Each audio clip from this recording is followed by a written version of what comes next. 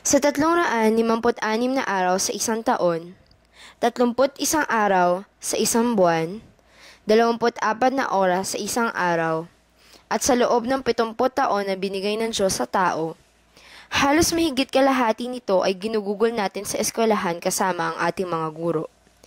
Ilan ay daraan sa ating mga buhay, tila hangin na pansamantala mong mararamdaman.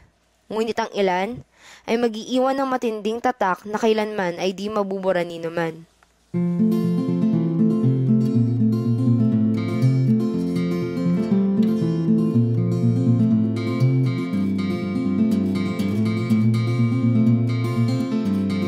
Teaching is a profession that teaches all professions.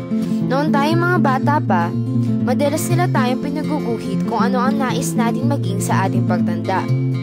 Gamit ang ating munting mga kamay, gumuhit tayo ng doktor, abogado, at iba pa. Ngunit higit sa lahat, pinuno natin ang ating mga papel ng isang nakangiting stick figure na may hawak na panuro o minsan na may mansanas. Bawat isa sa atin ay dumaan sa punto ng pagdanais maging guro. Ngunit ang adhikaing ito ay unting-unting naglaho sa ating pagtanda. Nang utay-utay nating nakilala at naimulat ang ating mga mata sa masaklap na realidad ng buhay. Mahirap nga talaga maging guro.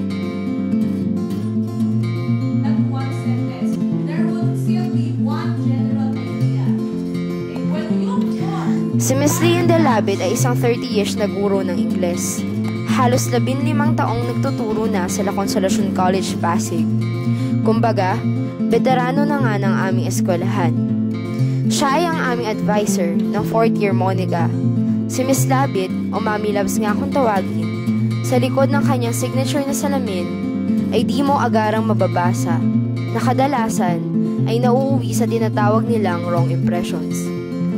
Dati, akala namin parang hindi namin siya makaka-get together, parang hindi namin siya makakasundo, parang feeling kasi namin parang sobrang strict siya, tapos parang kasi super, parang nakakapag-tingnan mo pala siya, nakakatakot siya, tapos parang super stiff, parang hindi mo siya makarelate sa students, tapos yun parang wala akong nakakaganon ng person na I think she is talagang I can touch, untouchable. Superior yung itsura, mga gano'n. Sabi nga nila, first impressions are often wrong. Ito'y napatunayan namin habang lumipas ang mga araw. Natuklasan namin na sa bukod sa inakala namin pagiging obsessive-compulsive, ay higit pa pala doon ang aming guro. Unti-unti na ang gumuho ang pader na naghihiwalay sa amin. Pag nakikita ka naman siya sa classroom, parang, oh yes. Parang dati nga sabi namin ko, parang every time niya parang per kahit anong subjects, parang ang lungkot-lungkot. Tapos nung siya naman, nung mga sumusunod naman na araw na, yung ibang subject parang ang boring ko din. Pero pag sa kanya parang hinahanap-hanap talaga namin. Parang yun lang yung time na nakakapag-open. Feel ko na hindi pala siya yung bato na bato. Oo. Sabi nila, mayroon dalawang uri ng guro. Ang una, ang gurong pumapasok, nagbabasa ng libro, at natatapos ang pagtuturo sa mga salitang class dismissed. At ang pangalawa, na hindi limitado sa mga textbook at visual aids, kundi ituturo ang mga aralin na mas importante sa verbs, adjectives, algebra at geometry. Sila ay nag-i-inspire, nagtuturo ng life lessons at higit sa lahat, nagdadala ng hangal. Ano sabi niya, she told me na ano yan? Skip mo lang, wait, pause mo. Ano ba? Oh, ano yun? Ayun, first. One point na tinignan niya ako sa mata, then parang sabi niya, Jasmine, you have talent na don't waste it. Parang ganun. Ako sa sarili ko, hindi ko alam na kaya ko yun, pero siya, nakikita niya. Okay, well, going back, so courage begins when we admit that there is no life without some pain and some frustration. Do you agree?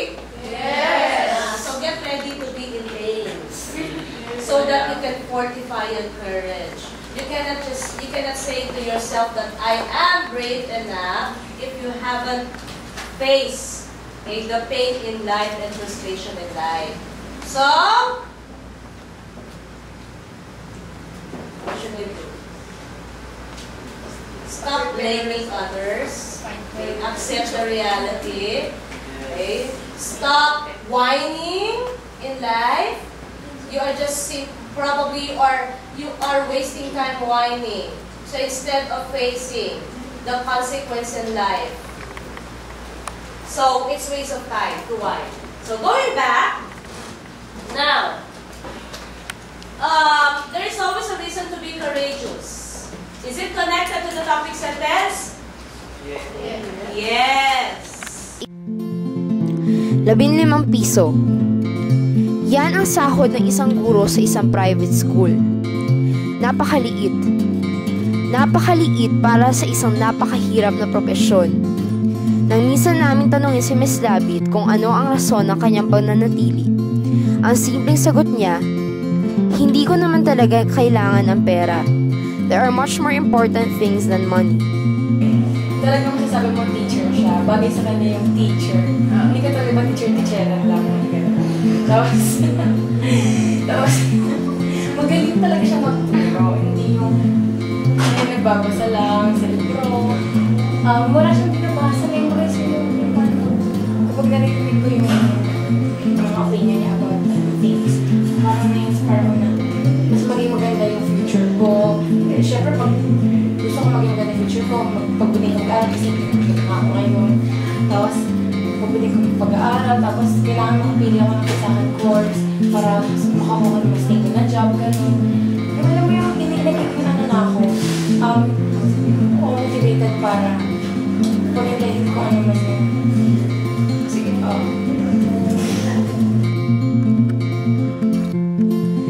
Ang pagiging bayani at pagiging guro ay pinaghihiwalay ng isang napakanipis na linya. Katapangan o courage, parehong elemento ng bayani at guro.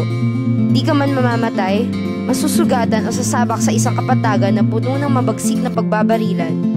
Haharap ka naman sa isang sa pinakamahirap na kaganapan sa buhay ng isang tao, ang palaging pagsasabi ng salitang paalam. Marahil ang tunay na rason ng ating pagkala sa konsepto ng pagtuturo ay hindi dahil sa sweldo o sa kahirapan nito, kundi ang mismo konsepto na ang pagtuturo, balang araw, sa bawat estudyante makikilala mo, darating ng punto na kailangan mo magpaalam. Ang pagiging guro ay tila pagtayo na hindi gumagalaw. Patuloy na umiinog ang mundo. Patuloy na gumagalaw ang buhay. Patuloy na umuunlad ang bawat individual. Ngunit ikaw ay mananatiling guro. Nakatayong tuwid at nanonood sa buhay na patuloy na gumagalaw sa harapan mo. Dahil sa mismong konseptong iyan, ang pagligaya mula sa kaligayahan ng iba, di kami humahanga para lang kay Miss David, kundi sa lahat ng mga guro. Balang araw, mumutawi rin sa aming mga labi ang salitang paalam. Aalis kami ng may ngiti sa aming mga muka at